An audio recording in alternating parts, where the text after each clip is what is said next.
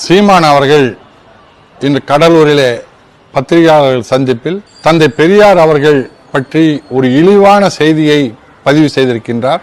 தனக்கு காம இச்சை ஏற்பட்டால் தாயிடத்திலோ சகோதரியிடத்திலோ தீர்த்து கொள்ளுங்கள் என்று பெரியார் சொன்னதாக ஒரு செய்தியை அபாண்டமாக தலைவர் பெரியாரை பற்றி இழிவாக சொல்லியிருக்கின்றார்.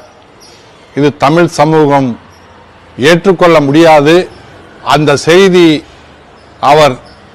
அதற்கு ஆதாரம் பெரியார் சொன்னார் என்பதற்கான ஆதாரம் அவர் காட்டவில்லை என்று சொன்னால் நாளை காலை அவர் வீட்டுக்கு நான் செல்ல இருக்கின்றேன்.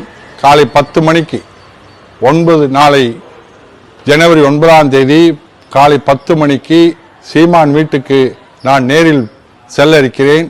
அவர் என்னிடத்தில் அந்த பெரியார் சொன்னதற்கான ஆதாரத்தை காட்ட வேண்டும்.